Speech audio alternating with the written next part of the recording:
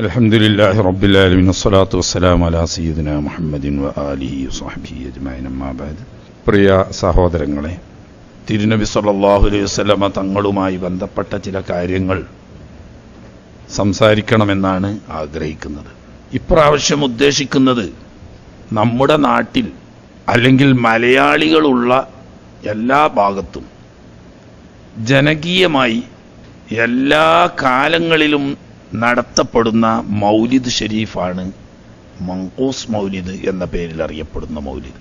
ലോകത്ത് പ്രാദേശികമായി മഹാന്മാരായ പല ഉലമാക്കളും ക്രോഡീകരിച്ച മൗലിദുകളുണ്ട്. അതൊക്കെ പലതും പ്രാദേശികമായും മറ്റ് പലതും ലോകാടിസ്ഥാനത്തിലും പാരായണം ചെയ്യപ്പെടുകയും വിശദീകരിക്കപ്പെടുകയും ഒക്കെ ചെയ്യുന്നു. മലയാളി എന്ന ആ ഒരു പ്രത്യേകത വെച്ചിട്ട് നമ്മുടെ മുൻതലമുറകൾ 5 നൂറ്റാണ്ട് കാലമായി നിരന്തരം വളരെ ആഘോഷപൂർവം സമയകാല വ്യത്യാസമില്ലാതെ എന്തൊരു നല്ല കാര്യത്തിന് ഒരുമിച്ച് കൂടുകയാണെങ്കിലും അവിടെ ഒരു മങ്കൂസ് മൗലിദിൻ്റെ ഒന്നോ രണ്ടോ ഹദീസ് ഓതി ദുആ ചെയ്യാത്ത ഒരു പരിപാടിയില്ല. മറ്റ് ഒരു മൗലിദിനും ഇത്ര ഒരു ജനകീയത കിട്ടിയിട്ടുണ്ടോ എന്ന് തോന്നുന്നില്ല. അതിൻ്റെ ഒരു കാരണം അത് ക്രോഡീകരിച്ച മഹാനായ ഇമാം സൈനുദ്ദീനുൽ മഖ്ദൂം റളിയല്ലാഹു തആല അൻഹുവിൻ്റെ ഇഖ്ലാസും അവരുടെ ബറക്കത്തുമാണ് അതെങ്ങനെ ജനകീയമായത് എന്ന് മനസ്സിലാക്കണം. മഹാനായ വലിയ സൈനുദ്ദീൻ മഖ്ദൂം റളിയല്ലാഹു അൻഹു, നമ്മൾ മങ്കൂസ് മൗലിദിനെ പറ്റി പഠിക്കുമ്പോൾ അറിഞ്ഞിരിക്കേണ്ട അടിസ്ഥാനപരമായ ഒരു വിഷയമുണ്ട്. കേരളത്തിൽ ഇസ്ലാമിക നവോത്ഥാന ചരിത്രത്തിൽ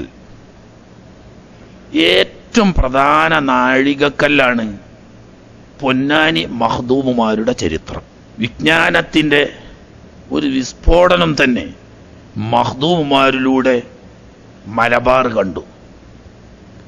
അത് വിശ്വാസപരമായ കാര്യങ്ങളാവട്ടെ, കർമ്മപരമായ കാര്യങ്ങളാവട്ടെ, ആത്മസംസ്കരണ സംബന്ധമായ കാര്യങ്ങളാവട്ടെ, നവോത്ഥാനവുമായി ബന്ധപ്പെട്ട് വിദേശാധിപത്യത്തിനെതിരിലുള്ള മുന്നേറ്റമാവട്ടെ, മുസ്ലിം സമുദായം ഒരു സമുദായം എന്ന നിലക്ക് നട്ടെല്ല് നിവർത്തി സ്വന്തം കാലിൽ എഴുന്നേറ്റ് നിൽക്കാനുള്ള ഒരു ത്രാണി, സമുദായത്തിൻ്റെ ഒരു വ്യക്തിത്വം ഉണ്ടാക്കിക്കൊടുത്തതിൽ ബഹുമാനപ്പെട്ട മഖ്ദൂമുമാരുടെ വ്യക്തിത്വവും സ്വാധീനവും അനിഷേധ്യമാണ്.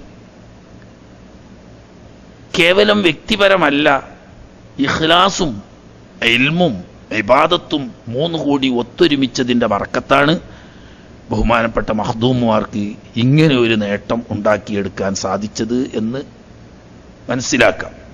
കേരളത്തിൻ്റെ ചരിത്രം പരിശോധിക്കുമ്പോൾ ബഹുമാനപ്പെട്ട സാദാത്യങ്ങളും മഹാന്മാരായ മഖ്ദൂമീങ്ങളും ഒത്ത് കൈകോർത്ത് മുന്നോട്ട് നീങ്ങിയ ചരിത്രമാണ് കാണുക. അത് തന്നെയാണ് ലോകത്ത് പലയിടത്തും കാണാത്ത ദീനിയായ ഒരു പ്രത്യേക സജീവത മലബാറിൽ കാണാൻ കാരണം. ഈ സാദാത്യങ്ങളും മഖ്ദൂമീങ്ങളും ഒത്തൊരുമിച്ചുള്ള പ്രവർത്തനം ആത്മീയമായും വൈജ്ഞാനികമായും സാമൂഹ്യ പരിഷ്കരണ സംബന്ധമായും കാര്യങ്ങളിൽ ഈ 2 കുടുംബവും എന്നും ഒത്തൊരുമിച്ച് നിന്ന് മുന്നേറുന്നു. അവരുടെ പിന്നിൽ അണിനിരക്കാൻ മലയാളികളായ നമുക്ക് ഭാഗ്യം ലഭിച്ചിരിക്കുന്നു എന്നതാണ് യഥാർത്ഥത്തിൽ. മഖ്ദൂമുമാരുടെ കുടുംബചരിത്രം പരിശോധിച്ചാൽ മഹാനായ സിദ്ദീഖുൽ അക്ബർ റളിയല്ലാഹു തആല അൻഹുവിൻ്റെ 2ാമത്തെ പുത്രനായ ബഹുമാനപ്പെട്ട അബ്ദുല്ലാഹ് ഇബ്നു അബീബക്കർ റളിയല്ലാഹു തആല അൻഹു തങ്ങൾ, മഹാനവർകൾ ഹബീബ് റസൂലുള്ളാഹി സ്വല്ലല്ലാഹു അലൈഹി വസല്ലം തങ്ങൾ മക്ക ഫതഹിന് ശേഷം ത്വായിഫിലേക്ക് പുറപ്പെടുകയും വഴിയിൽ ഹുനൈൻ യുദ്ധം നടക്കുകയും അനന്തരം ത്വായിഫ് കോട്ട മഹാനായ നബി സല്ലല്ലാഹു അലൈഹി വസല്ലം തങ്ങൾ ഉപരോധിക്കുകയും ചെയ്ത് 18 ദിവസക്കാലം ത്വായിഫ് കോട്ട ഉപരോധിക്കുകയും അങ്ങനെ അമ്പ് യുദ്ധം നടക്കുകയും ചെയ്ത സമയത്ത് ത്വായിഫിൽ നിന്ന് ഏറ്റ അമ്പ് കൊണ്ടാണ് ബഹുമാനപ്പെട്ട അബ്ദുല്ലാഹ് റളിയല്ലാഹു തആല അൻഹു ഷഹീദാകുന്നത്. മഹാനവറുകൾ അന്ത്യവിശ്രമം കൊള്ളുന്നത് ത്വായിഫിലാണ്. അദ്ദേഹത്തിന്റെ പുത്രപരമ്പരയിൽപ്പെട്ടവരാണ് മഖ്ദൂമുമാർ. ദീനീ ദഅവത്തുമായി പല ഭാഗത്തും ബഹുമാനപ്പെട്ട സയ്യിദന്മാര് തിരുനബി തങ്ങളുടെ കുടുംബം സഞ്ചരിച്ചതുപോലെ സിദ്ദീഖുൽ അക്ബർ റളിയല്ലാഹു തആല അൻഹുവിന്റെ കുടുംബമാവുന്ന മഖ്ദൂം കുടുംബവും പല സ്ഥലത്തും സഞ്ചരിച്ചിരുന്നു. അങ്ങനെ തമിഴ്നാട്ടിലെ മാബർ എന്ന പേരിൽ അറിയപ്പെടുന്ന പ്രദേശത്ത് വന്ന് താമസമാക്കുകയും അവിടെ ദീനീ ദഅവത്തുമായി ജീവിക്കുന്നതിനിടയിൽ അതിൽപ്പെട്ട ഒരു പിതാമഹൻ ദീനീ ദഅവത്തും വ്യാപാരവും കൂടി ഒന്നിച്ച് ലക്ഷ്യമാക്കി കൊച്ചിയിൽ വന്ന് താമസമാക്കി. അത് ബഹുമാനപ്പെട്ട മഖ്ദൂം തങ്ങളുടെ വലിയ മഖ്ദൂം തങ്ങളുടെ ഉപ്പാപ്പ. അദ്ദേഹത്തിന്റെ ശേഷം മഹാനവറുകളുടെ പുത്രൻ അഹ്മദ് റളിയല്ലാഹു തആല അൻഹു, അദ്ദേഹത്തിന്റെ മകൻ അലി റളിയല്ലാഹു തആല അൻഹു. ഈ അലിന്റെ പുത്രനാണ് ബഹുമാനപ്പെട്ട വലിയ സൈനുദ്ദീൻ മഖ്ദൂം എന്ന പേരിൽ അറിയപ്പെടുന്ന അഹ്മദ്.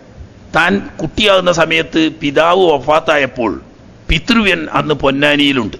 തൻ്റെ സഹോദരപുത്രനാവുന്ന അഹ്മദ് ബിൻ അലിയെ തൻ്റെ കൂടെ പൊന്നാനിയിലേക്ക് കൊണ്ടുവരികയും തൻ്റെ കൂടെ താമസിപ്പിച്ച് ദീനിയായ വിജ്ഞാനങ്ങൾ നൽകുകയും ചെയ്തു. പൊന്നാനിയിൽ നിന്ന് ലഭിക്കാവുന്ന ഇൽമുകൾ ശേഖരിച്ചതിന് ശേഷം മഹാനായ വലിയ സൈനുദ്ദീൻ മഖ്ദൂം എന്ന അഹ്മദ് ബിൻ അലി ഇബിൻ അഹ്മദ് അന്നത്തെ വിജ്ഞാന കേന്ദ്രങ്ങളിൽ പ്രശോഭിതമായി നിന്നിരുന്ന കോഴിക്കോട്ട് ഖാദിമാരിൽ ഖാദി റമദാൻ എന്ന പേരിൽ അറിയപ്പെടുന്ന മഹാപണ്ഡിതനും സൂഫി വര്യനും ചരിത്രകാരനുമായിരുന്ന ബഹുമാനപ്പെട്ട ഖാദി റമദാൻ റഹ്മത്തുള്ളാഹി അലൈഹി തങ്ങളെ സമീപിക്കുകയും അവിടെ നിന്ന് ഉപരിപഠനം നടത്തുകയും ചെയ്തതിന് ശേഷം ചരിത്രത്തിൽ അറിയപ്പെട്ടിടത്തോളം ഒരു മലബാരിയായിരിക്കുന്ന മുസ്ലിം വിജ്ഞാന വികാസം ലക്ഷ്യം വെച്ചുകൊണ്ട് ഈജിപ്തിലേക്ക് പുറപ്പെട്ടു അൽ അസ്ഹറിൽ പോയി വിദ്യാഭ്യാസം നേടിയതായി അതിനു മുമ്പ് ചരിത്രത്തിൽ അറിയപ്പെട്ടിട്ടില്ല, ഇല്ലെന്ന് നമുക്ക് പറയാൻ കഴിയില്ല. അങ്ങനെ കേരളത്തിൽ നിന്ന് ആദ്യമായി അസ്ഹർ യൂണിവേഴ്സിറ്റിയിൽ പോയി ഉപരിപഠനത്തിന് വേണ്ടി ചേർന്ന് അന്ന് അവിടുത്തെ പ്രധാന ഉസ്താദായിരുന്നു ബഹുമാനപ്പെട്ട ഷെയ്ഖുൽ ഇസ്ലാം സക്കരിയ അൽ അൻസാരി റഹ്മത്തുള്ളാഹി അലൈഹി. ബഹുമാനപ്പെട്ട ഇബ്നു ഹജർ ഹൈതമി തങ്ങളുടെയും ബഹുമാനപ്പെട്ട റംലി ഇമാമിൻ്റെയും ഉൾപ്പെടെ ഷാഫി മദ്ഹബിലെ പ്രഗത്ഭരായ ഫിഖ് പണ്ഡിതന്മാർ, തസവുഫ് പണ്ഡിതന്മാരുടെയും ചരിത്ര പണ്ഡിതന്മാരുടെയും ഒക്കെ ഗുരുവര്യനായി അറിയപ്പെടുന്ന വലിയ ഷേഖും വലിയും അതോടുകൂടി മുഹദ്ദിസും ഫഖീഹുമായിരുന്ന മഹാനായ സക്കരിയ അൽ അൻസാരി റളിയല്ലാഹു തആല അൻഹു ഉൾപ്പെടെയുള്ള മഹാന്മാരിൽ നിന്നാണ് ബഹുമാനപ്പെട്ട വലിയ സൈനുദ്ദീൻ മഖ്ദൂം റളിയല്ലാഹു തആല അൻഹു വിജ്ഞാനം നേടിയത്. അങ്ങനെ അസ്ഹറിലെ വിദ്യാഭ്യാസം പൂർത്തിയാക്കിയതിനു ശേഷം നേരെ മക്കയിൽ പോവുകയും ഹജ്ജ് നിർവഹിച്ച് സിയാറത്ത് കഴിഞ്ഞ് മക്കയിൽ തന്നെ താമസിക്കുകയും ചെയ്തു. 10 വർഷക്കാലത്തോളം മക്കയിൽ താമസിച്ച് മക്കയിൽ അന്ന് ജീവിച്ചിരുന്ന ലോകത്തിൻ്റെ വിവിധ ഭാഗങ്ങളിൽ നിന്ന് വന്ന ലോകപ്രസിദ്ധരായ മഹാന്മാരായ ഉലമാക്കളിൽ നിന്നും ഇൽമ് പഠിക്കുകയും അതോടുകൂടി ലോകത്തിൻ്റെ വിവിധ ഭാഗങ്ങളിൽ നിന്ന് വിജ്ഞാനദാഹികളായി വന്ന വിദ്യാർത്ഥികൾക്ക് ദർസ് ചെയ്യുകയും ചെയ്തുകൊണ്ട് ഒരേ സമയത്ത് അധ്യാപകനും വിദ്യാർത്ഥിയുമായി 10 വർഷം മക്കയിൽ സേവനം ചെയ്തതിന് ശേഷം പിന്നീടാണ് സ്വന്തം നാടാവുന്ന പൊന്നാനിയിലേക്ക് തിരിച്ചു വരുന്നത്. അങ്ങനെ പൊന്നാനിയിൽ വന്ന് താമസമാക്കിയപ്പോൾ ഇസ്ലാമിൻ്റെ പൈതൃകത്തിനും പ്രൗഢിക്കും അനുയോജ്യമായ ആ ചുറ്റുപാടിൽ അങ്ങനെ ഒരു പള്ളി അവിടെ ഇല്ല. ഒരു ചെറിയ കൊച്ചു പള്ളിയുണ്ട്, അതിലൊരു ദർസുണ്ട് എന്നതൊഴിച്ചാൽ പൊന്നാനിയെ സംബന്ധിച്ച് അത് പോരെന്ന് മനസ്സിലാക്കിക്കൊണ്ടാണ് പൊന്നാനി വലിയ ജുമുഅത്ത് പള്ളി ബഹുമാനപ്പെട്ട മഖ്ദൂം തങ്ങൾ നിർവഹിക്കുന്നത്. ഇത് ചരിത്ര സംഭവങ്ങളാണ്, അതിലേക്കൊന്നും ഇപ്പോൾ കടന്നു വരാൻ വയ്യ. അത്ഭുതങ്ങളുടെ കറാമത്തുകളുടെ ഒരു ലോകം തന്നെയായിരുന്നു പൊന്നാനി പള്ളി. പൊന്നാനി പള്ളിയുടെ ഖിബ്ല നിർണയിച്ചത് നേരിൽ നോക്കി കണ്ടുകൊണ്ടാണ് എന്ന് ആശാരിയോട് പറഞ്ഞത്രേ, ഇങ്ങനെ അങ്ങോട്ട് തിരിഞ്ഞിരിക്കുമ്പോൾ അങ്ങോട്ട് നോക്കരുതെന്ന്. അങ്ങനെ ഇയാൾ എന്താന്ന്, അങ്ങനെയാണല്ലോ മനുഷ്യൻ്റെ സ്വഭാവം. നോക്കരുത് എന്ന് പറയാൻ നോക്കുക, നമ്മളെയും സ്വഭാവം തന്നെ. അങ്ങനെ അദ്ദേഹം അതിലൊന്നാണ് നോക്കിയപ്പോൾ നേരെ കഅബ ഷരീഫ് കണ്ണിൽ കാണുകയും അപ്പോൾ തന്നെ അദ്ദേഹത്തിന് തലകറക്കം വന്നു, താഴെ വീഴുകയും ചെയ്തു. ഇങ്ങനെ വലിയ കറാമത്തിൻ്റെ ഉടമയായിരുന്ന എല്ലാ അർത്ഥത്തിലും ഇമാമായ ബഹുമാനപ്പെട്ട സൈനുദ്ദീൻ മഖ്ദൂം റളിയല്ലാഹു തആല അൻഹു നേതൃത്വം ഏറ്റെടുത്തതോടുകൂടിയാണ് പൊന്നാനിയുടെ പുതിയ ചരിത്രം തുടങ്ങുന്നത്. അങ്ങനെ ബഹുമാനപ്പെട്ട മഖ്ദൂം തങ്ങൾ ഖാദിയും മുദർരിസും ഷെയ്ഖും എല്ലാം ആയിക്കൊണ്ട് മലബാറിന് ആത്മീയ നേതൃത്വം കൊടുത്ത് ഇസ്ലാമിൻ്റെ നവോത്ഥാന നായകനായി, അന്ന് ഫ്രഞ്ച് ആക്രമണങ്ങൾ നടക്കുന്ന കാലത്താണ്, ആ ഫ്രഞ്ച് ആക്രമണത്തിനെതിരിൽ മുസ്ലിങ്ങളെ സജ്ജരാക്കുകയും മരക്കാരുമാരെ അവർക്കെതിരിൽ പോരാടാൻ വേണ്ടി തയ്യാറാക്കുകയും സജ്ജീകരിക്കുകയും ഒക്കെ ചെയ്തതിൽ വ്യക്തമായ സ്വാധീനമുള്ള ആളാണ് ബഹുമാനപ്പെട്ട വലിയ സൈനുദ്ദീൻ മഖ്ദൂം റളിയല്ലാഹു തആല. അതോടുകൂടി വലിയ ഒരു സൂഫി വര്യനാണ്. അതിൽ നിന്ന് ഒരു കാര്യം നമ്മൾ മനസ്സിലാക്കുക, സൂഫി വര്യൻ എന്ന് പറഞ്ഞാൽ തിരുമ്പിക്കുളിച്ചാത്ത, താടി അന്നാക്കാതെ, കുറേ മൂതരും ഒരു 7 കുപ്പായും അതിൻ്റെ മുകളിൽ ഒരു ഒല്ലിയിട്ട് ഉത്തിരിക്കണോനല്ല യഥാർത്ഥത്തിൽ സൂഫി വര്യൻ എന്ന് പറയുന്നത്. സൂഫി വര്യൻ എന്ന് പറഞ്ഞാൽ റസൂലുള്ളാഹി സ്വല്ലല്ലാഹു അലൈഹി വസല്ലം തങ്ങളുടെയും സഹാബത്തിൻ്റെയും ജീവിതം ഉൾക്കൊണ്ട് അതുപോലെ ജീവിക്കാൻ ശ്രമിക്കുന്ന ഇഖ്ലാസുള്ള ആളുകളാണ് സൂഫി വര്യന്മാർ. അതിന് ഇൽമും വേണം, ഇബാദത്തും വേണം, ഇഖ്ലാസും വേണം. ഇത് മൂന്നും കൂടിയെങ്കിലേ സൂഫി വര്യനായി മാറും. അവരുടെ വാക്കിനും പ്രവൃത്തിക്കും ഒക്കെ അസറുണ്ടാവും. കാരണം അത് ഇഖ്ലാസാണ്. തിരുനബി സല്ലല്ലാഹു അലൈഹി വസല്ലം തങ്ങളെ സഹാബത്തിന്റെ സുന്നത്ത് ഉൾക്കൊണ്ട് പ്രവർത്തിക്കുമ്പോൾ അതിന്റെ ബറക്കത്ത്, ഈ കറാമത്ത് എന്നൊക്കെ പറയുന്ന പുറമെന്നോടൊന്നും വരുന്നതല്ലേ. ആദ്യം എന്ത് വേണം? ഇൽമു വേണം, അതനുസരിച്ച് അമല് വേണം, അതിൻ്റെ പുറമെ ഇതിൽ ഇഖ്ലാസും വേണം. അള്ളാഹിൻ്റെ പൊരുത്തം ലക്ഷ്യം വെച്ചുകൊണ്ട് ഈ മൂന്നും ഉണ്ടാവുമ്പോൾ അള്ളാഹുവിൻ്റെ മഹബത്ത് വരികയാണ്. അള്ളാഹിൻ്റെ മഹബത്ത് വന്നാൽ പിന്നെ ലോകരക്ഷിതാവുന്ന റബ്ബുൽ ഇസ്സത്തിന്റെ മഹബത്ത് കിട്ടിക്കഴിഞ്ഞാൽ ഈ മഹബത്ത് വെക്കുന്ന ആൾ ആഗ്രഹിക്കുകയോ ആവശ്യപ്പെടുകയോ താല്പര്യപ്പെടുകയോ ചെയ്യുന്ന കാര്യം റബ്ബ് നടത്തി കൊടുക്കൂലേ. ഇത് നമുക്ക് വളരെ ഈസിയായ വിഷയമാണ്. അതാ ഈ കറാമത്ത് എന്നൊക്കെ പറയണത്, വേറൊന്നുമല്ല. ആദ്യം ഇൽമും അമലും ഇഖ്ലാസും, ഇത് മൂന്ന് കൂടി ഉണ്ടായ ഒരു മനുഷ്യൻ യഥാർത്ഥ വഴിയിൽ ജീവിക്കുമ്പോൾ അള്ളാഹുവിൻ്റെ മഹബത്ത് കിട്ടും എന്ന് ബുഖാരിയും മുസ്ലിമും റിവായത്ത് ചെയ്യുന്ന ഹദീസിലുണ്ട്, ഖുർആനിലുണ്ട്. ഈ മഹബത്ത് കിട്ടിക്കഴിഞ്ഞാൽ പിന്നെ അവൻ ഉദ്ദേശിക്കുന്നതും ആഗ്രഹിക്കുന്നതുമായ കാര്യങ്ങളൊക്കെ അള്ളാഹുവിന് സാധിപ്പിച്ചു കൊടുക്കുകയാണ്. അതാ ഈ കറാമത്ത് അറിയണം, അല്ലാതെ ഇയാളെ കൈവല്ല. ഈ മഹബത്ത് അള്ളാഹിന്റെ മഹബത്തിടെ എല്ലാം ചെയ്യുന്നവൻ അള്ളല്ലേ, എല്ലാത്തിൻ്റെ ഉടമക്കാരൻ റബ്ബല്ലേ. അപ്പോൾ വലിയ കറാമത്തിന്റെ ഉടമയായിരുന്നു എന്ന് പറയുമ്പോൾ നമ്മൾ അത്ഭുതപ്പെടേണ്ട. ഇൽമുണ്ട്, അമലും ഉണ്ട്, ഇഖ്ലാസും ഉണ്ട്. ജീവിതം മുഴുക്കയും ഈ സമുദായത്തിന്റെ സമുദ്ധാരണത്തിന് വേണ്ടി മാത്രം വിനിയോഗിച്ച്, അതുകൊണ്ട് തന്നെ നാട്ടിൽ ജാതി മത വ്യത്യാസമില്ലാതെ എല്ലാവരും ആദരിക്കുകയും ബഹുമാനിക്കുകയും അംഗീകരിക്കുകയും ചെയ്തിരുന്നു മഖ്ദൂമുമാരെ. അന്നും ഇന്നും പൊന്നാനി പൗതിയ കാഫിര്യങ്ങൾ അന്നുണ്ട് ഇന്നുണ്ട്. പക്ഷെ ഒരിക്കൽ പോലും മഖ്ദൂമുമാരുമായിട്ട് അമുസ്ലിങ്ങൾ, ഇന്ത്യക്കാരായ മുസ്ലിങ്ങൾ ഏറ്റുമുട്ടിയതായ ഒരു ചരിത്രം എവിടെയും കാണൂല. മറിച്ച് മഖ്ദൂമ് പറഞ്ഞാൽ എന്തും ചെയ്യാൻ നമ്പൂതിരിമാർ തൊട്ട് കീപ്പോട്ടുള്ള എല്ലാ ഹൈന്ദവരും. എന്താ കാരണം? അള്ളാഹിന്റെ മഹബത്ത് എത്തിയ ആളുകളുടെ ഖബൂലിയത്ത് അള്ളാഹുത്തിന് ഇട്ട് കൊടുക്കുക. അപ്പൊ എന്ത് പ്രശ്നം ഉണ്ടെങ്കിലും സങ്കടവും ആവലാതിയായിട്ട് ഓടിച്ചില്ല മഖ്ദൂമുകളടുത്ത്. അങ്ങനെ ചുരുക്കി പറഞ്ഞാൽ ബഹുമാനപ്പെട്ട മഖ്ദൂമ് തങ്ങളുടെ കാലത്ത് പൊന്നാനിയിലും പരിസര പ്രദേശങ്ങളിലുമൊക്കെ വ്യാപകമായ ഒരു പകർച്ചവ്യാധി രോഗം പിടിപെട്ടു. ഇന്നത്തതുപോലെ വൈദ്യശാസ്ത്രം വികസിച്ചിട്ടില്ല, വൈദ്യസഹായ സൗകര്യങ്ങൾ ഇന്നത്തെ പോലെ വ്യാപകമല്ല. വളരെ ഒറ്റപ്പെട്ട നാടൻ വൈദ്യന്മാർ അവിടെ എവിടെയെങ്കിലും ഉണ്ടാവുമ്പോൾ അവരെ സമീപിച്ച് ചികിത്സ തേടുമ്പോഴേക്ക് ആള് ബാക്കി ഉണ്ടാവില്ല. അങ്ങനത്തെ രോഗമാണ്.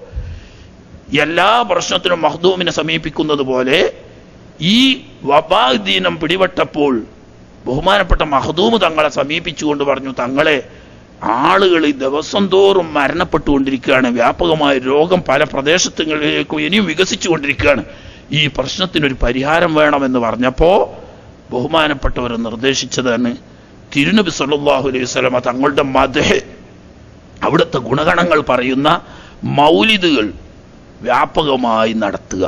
എല്ലാ പള്ളികളിലും വെച്ച് ആ മഹല്ലത്തിലുള്ള മുഴുവൻ ആളുകളും കൂടിയിരുന്നു കൊണ്ട് ഒന്നിച്ച് മൗലിദ് കഴിക്കുക. പിന്നെ ഓരോരുത്തരും അവനവന്റെ കഴിവ് പോലെ എല്ലാ വീടുകളിലും വെച്ച് മൗലിദ് കഴിക്കുക. ഇതാണ് അതിന്റെ പരിഹാരം.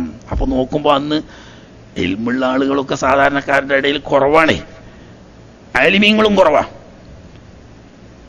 അങ്ങനെ വന്നപ്പോ എല്ലാ പള്ളിക്കലിലും ഇമാം ഉണ്ടാവും, ഒരു മൊല്ല ഉണ്ടാവും, അതെന്നെ ഉള്ളൂ. ജുമാഅത്ത് പള്ളിയാണെങ്കിൽ 2 ആളുണ്ടാവും, അല്ലാത്ത പള്ളിയാണെങ്കിൽ എല്ലാത്തിനും കൂടി ഒരാളുണ്ടാവും. ബാക്കിയുള്ളവരൊന്നും ആലിമീങ്ങളന്ന് നാട്ടിൽ വളരെ വിരലിലെണ്ണാൻ പറ്റുന്ന എവിടെയെങ്കിലും ഉണ്ടാവും. ഈ സാഹചര്യത്തിൽ വലിയ വലിയ മൗലിദുകളൊന്നും കഴിക്കാൻ സാധാരണക്കാർക്ക് പ്രയാസമായപ്പോ മുൻഗാമികളായ മഹാന്മാരായ ഇമാമുമാർ വലിയ മൗലിദ് കിതാബുകൾ പലതും രചിക്കപ്പെട്ടിട്ടുണ്ട്. അതിൽ നിന്നും തെരഞ്ഞെടുത്തുകൊണ്ട് ചെറിയൊരു മൗലിദ് ഏതൊരു സാധാരണക്കാരനും അറബി കൂട്ടി വായിക്കാൻ വയ്ക്കുന്ന എല്ലാവർക്കും നോക്കി ഓതാൻ പറ്റുന്ന രീതിയിൽ. എന്താ കാരണം? എല്ലാവരും വീട്ടിൽ നിന്നും ഓതണം എന്ന് പറഞ്ഞാണ്. എല്ലാവരും വീട്ടിൽ നിന്നും ഓതണം എന്ന് പറഞ്ഞാൽ ഈ പറയുന്ന ഏതെങ്കിലും ഒറ്റപ്പെട്ട അരിമീങ്ങളാണ്ടാകുക, അവരെ വിളിച്ചു കൊണ്ടുവന്ന് ഓദിക്കാൻ എല്ലാവരോടും കഴിയൂല. അപ്പൊ എന്നാ എല്ലാവർക്കും പറ്റുന്ന നിലക്കുള്ള ഒരു ലളിതമായ രീതിയിൽ ചുരുക്കിയെടുത്തുകൊണ്ട് പ്രധാനപ്പെട്ട കുറഞ്ഞ കാര്യങ്ങൾ ഉൾക്കൊള്ളുന്ന ഒരു മൗലിദ് ബഹുമാനപ്പെട്ട മഖ്ദൂം തങ്ങൾ രചിക്കുകയും ഇത് എല്ലാവരും പതിവാക്കണം എന്ന് നിർദ്ദേശിക്കുകയും ചെയ്തു. അത് അക്ഷരാർത്ഥത്തിൽ ഇന്നും നമ്മുടെ നാടുകളിൽ നടന്നു വരുന്നു. മഹാനവറുടെ കറാമത്തിന്റെ ഭാഗമാണെന്ന് പറയാം. മങ്കൂസ് മൗലിദ് അറിയാത്ത ആളുകൾ വളരെ അപൂർവമായി ഉണ്ടെങ്കിലേ ഉണ്ടാവുള്ളൂ.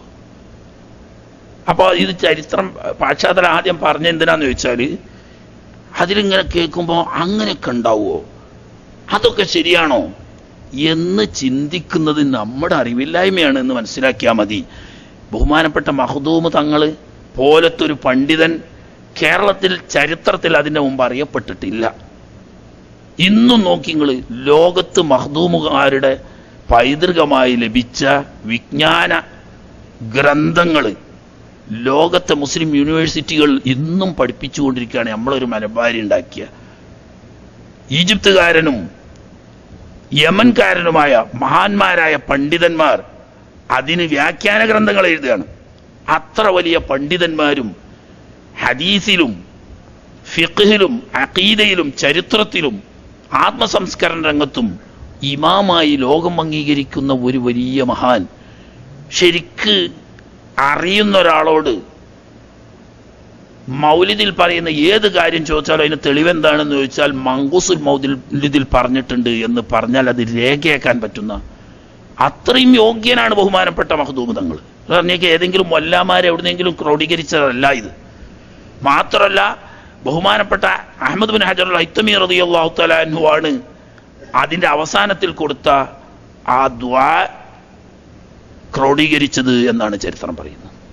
കാരണം തൻ്റെ ഗുരു അഹ്മദ് ബിൻ ഹജർ ഹൈത്തമി റളിയല്ലാഹു തആല അൻഹു ബഹുമാനപ്പെട്ട മഖ്ദൂം തങ്ങളടുക്കൽ നിന്നിട്ട് ഇൽമു പഠിച്ച് ശിക്ഷത്വം സ്വീകരിച്ച ആളാണ്.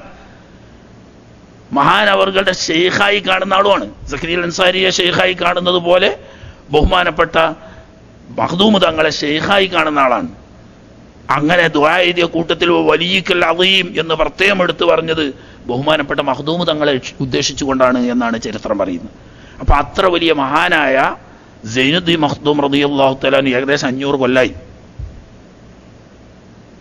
അന്ന് ഇത്തരം വ്യതിയാന ചിന്തകളൊന്നും ലോക മുസ്ലിങ്ങൾക്കിടയിൽ അറിയപ്പെടുന്നില്ല. പഴയ കാലത്തുണ്ടായിരുന്ന ഈ മുഅ്തസില വിഭാഗം, ഖവാരിജി വിഭാഗം പോലത്തതൊക്കെ അപ്രത്യക്ഷമായി ഇന്ന് നിലവിലുള്ള പുതിയ ചിന്താ വ്യതിയാനങ്ങളൊന്നുമുള്ള ആളുകൾ അന്ന് ലോകത്തേക്ക് വന്നിട്ടില്ല. അതിൻ്റെ നൂറ്റാണ്ട് മുമ്പുള്ളതാണ്. ബഹുമാനപ്പെട്ട ഇബ്നു ഹജർ അൽ ഹൈത്തമി റളിയല്ലാഹു തആല അൻഹു, ഇമാം റംലി റളിയല്ലാഹു തആല അൻഹു ഉൾപ്പെടെയുള്ളവരൊക്കെ ജീവിച്ചിരിക്കുന്ന കാലത്ത് എഴുതപ്പെട്ടതും പ്രസിദ്ധമായതുമാണ് ഈ മൗലിദ്. എന്തെങ്കിലും ഒരു ഇഷ്കാല് സംശയമുള്ളതാണെങ്കിൽ അവരത് തിരുത്തും. അത്രയും അവരുമായിട്ട് നിരന്തരം ബന്ധം പൊന്നാനിയും വിശുദ്ധ മക്കയുമായി നിലനിന്നുകൊണ്ടിരുന്നു. അതുപോലെ തന്നെ ഈജിപ്തും അതുപോലെ പൊന്നാനിയുമായി ബന്ധം ആത്മീയ രംഗത്തും വിജ്ഞാന രംഗത്തും. അവർക്കാർക്കും കാണാത്ത ചില പിഴവുകൾ നമുക്ക് തോന്നുന്നുണ്ടെങ്കിൽ ഒരു കാര്യം നമ്മൾ മനസ്സിലാക്കിയാൽ മതി, നമുക്ക് അറിവില്ലാത്തത് കൊണ്ടാണ്. നമുക്ക് അറിവില്ലാത്തത് കൊണ്ടാണ് എന്ന് മനസ്സിലാക്കി. നമുക്ക് സംശയം ഉണ്ടാകുക എന്ന് പറയുന്ന ഒരു കുറ്റമൊന്നുമല്ല. സംശയം ഉണ്ടാവുന്നത് ഇൽമിന്റെ കുറവ് കൊണ്ടാണ്. അതുകൊണ്ട് ഞാൻ നീട്ടി പറയുന്നില്ല. കുറച്ച് അതിന് ആ ഹദീസ് ഇങ്ങനെ വായിച്ച് അതിൻ്റെ ഒരു ലളിതമായ വിവരണം. നമ്മുടെ മനസ്സിൽ സംശയം തോന്നുന്ന അല്ലെങ്കിൽ ഉൾക്കൊള്ളാൻ പ്രയാസം തോന്നുന്ന എന്ത് ഭാഗമുണ്ടെങ്കിലും നിങ്ങളൊന്നും പേടിക്കണ്ട, തുറന്ന് ചോദിച്ചോളി. അങ്ങനെയാണ്ട് ചോദിച്ചാൽ എന്താ കരുതുക എന്ന് നിങ്ങൾ ആരും ബേജാറാണ്ട. ചോദിക്കാതെ ഇങ്ങനെ അതൊക്കെ മൂല്യാരിങ്ങനെ തട്ടി വിടുകയാണ് എന്ന് മനസ്സ് തോന്നിയിട്ട് മുണ്ടാതക്കണുണ്ടെങ്കിൽ ആ മുണ്ടാതക്കണവരെ പേടിക്കണ്ട്. 5 നൂറ്റാണ്ട് കാലം മുസ്ലിം കേരളം നടത്തിപ്പോന്ന ആചരിച്ചു പോന്ന ഒരു കാര്യം ഏറ്റവും ചുരുങ്ങിയത് നമ്മൾ മനസ്സിലാക്കണം. നമ്മളിങ്ങനെ അവസാന കാലം വരും തോറും ഇത് ചണ്ടി ചവറുകളായി ഇൽമ് കുറഞ്ഞു വരികയാണ്, തഖ്വ കുറഞ്ഞു വരികയാണ്.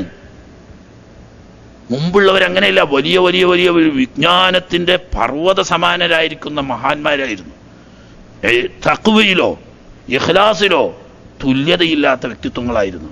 അവർക്കൊന്നും ഒരു കുറവും കാണാതെ ഇൽമില്ലാത്ത തഖ്വയില്ലാത്ത ഇന്നലെ പെയ്ത മയക്ക് ഇന്ന് മുളച്ചു പൊന്തിയ ചവറുകളായ നമ്മൾക്ക് സംശയം തോന്നുന്നുണ്ടെങ്കിൽ ആരെ നമ്മൾ കുറ്റം പറയണ്ട. ഫലാ യലൂമന്ന ഇല്ലാ നഫ്സഹു, എനിക്ക് വിവരമില്ല, എനിക്കറിയില്ല, അതുകൊണ്ട് സ്വയം കുറ്റപ്പെടുത്തുക. എന്നിട്ടോ കുറ്റക്കാരനായി കുത്തിരിക്കുകയല്ല.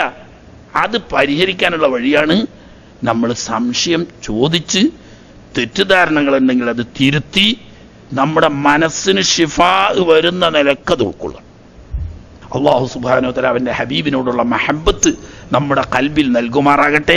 അത് മുഖേന ഈമാനിന്റെ വെളിച്ചം അല്ലാഹു തആല നമുക്ക് ഏറ്റിത്തരുമാറാകട്ടെ. ആ ഹബീബിന്റെ മാർഗത്തിലേക്ക് മഹബത്തോടു കൂടി അടുത്തു ചെന്ന് ആ സുന്നത്ത് ഹയാത്താക്കി ജീവിച്ച് അവിടത്തോടൊപ്പം സ്വർഗത്തിൽ ഒരുമിച്ച് കൂടാൻ അല്ലാഹു നമുക്ക് തൗഫീഖ് നൽകുമാറാകട്ടെ.